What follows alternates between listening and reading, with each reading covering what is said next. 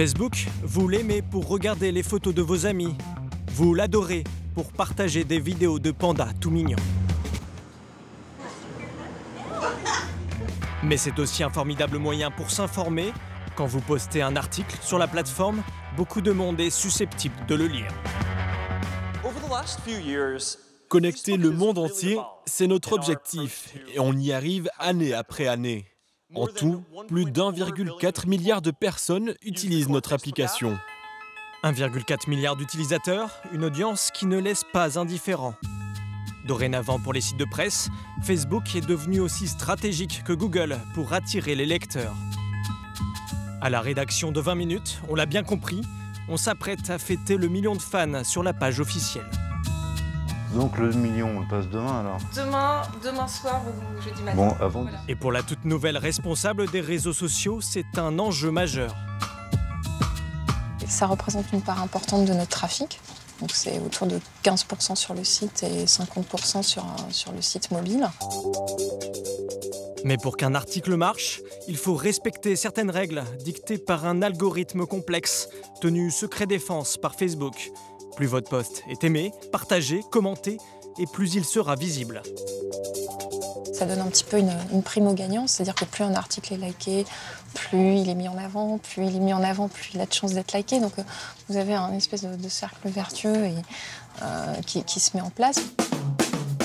Il faut donc bien choisir les articles qui ont le plus de chances d'être partagés. Ici, à Atlantico, c'est Marie qui s'en occupe. La semaine dernière, elle a posté la vidéo d'une mère qui corrige son fils après les émeutes de Baltimore. C'est un papier qui a super bien marché. Il a atteint plus de 60 000 personnes en à peine 2 jours. Une actualité brûlante, une image insolite, un titre vendeur, ça marche à coup sûr sur Facebook.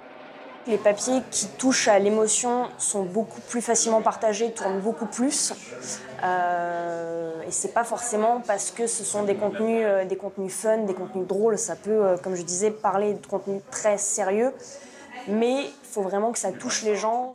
Facebook impose sa propre façon de hiérarchiser l'information, mais le projet de Mark Zuckerberg est beaucoup plus vaste. Notre but, c'est de fabriquer le journal le plus personnalisé pour chaque individu dans le monde. Lorsque vous cliquez sur un article, vous êtes renvoyé vers le site du média. Et ça dérange Facebook. Bientôt, les articles seront lus directement sur la plateforme. C'est ce que négocie le géant américain avec des grands titres comme le New York Times. Du côté de 20 minutes, le projet enthousiasme le patron. Sur le fond, si les conditions sont honnêtes et permettent de vivre, ça me paraît une très bonne chose. Pour l'expérience utilisateur du lecteur de Facebook, c'est mieux. Il n'aura pas à sortir de son application, il accédera plus vite à l'information. Moi, je fais le pari que dans ce cas-là, il lira plus d'informations venant de 20 minutes. Le journal Le Monde a été approché pour participer au projet. Salut, ça va? Mais émet quelques réserves.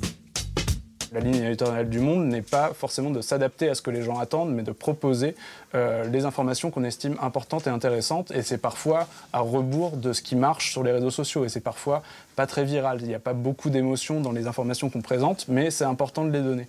Et s'adapter aux règles de publication de Facebook qui veut héberger des articles, ce sera peut-être en conflit avec nos lignes éditoriales. Et de toute façon, on veut garder la maîtrise de ce qu'on partage comme information. Si Facebook veut contrôler à tout prix ses contenus, c'est pour permettre d'accéder à un trésor de guerre, vos données personnelles. Des informations essentielles pour vous imposer une publicité qui vous ressemble. C'est ce que le réseau social veut acheter au site de presse. Ils deviennent entièrement dépendants de Facebook qui prend la possession de leur contenu. Ils ne savent plus qui vient sur leur site, ils ne savent plus qui c'est, ils ne savent plus par où ils passent, ce qui l'intéresse. Ces données-là, en fait, ces données personnelles qui sont aujourd'hui l'or noir, le nouveau pétrole du web, sont captées entièrement par Facebook. Un pétrole du web essentiel, c'est comme ça que l'année dernière, Facebook a engrangé plus de 11 milliards d'euros.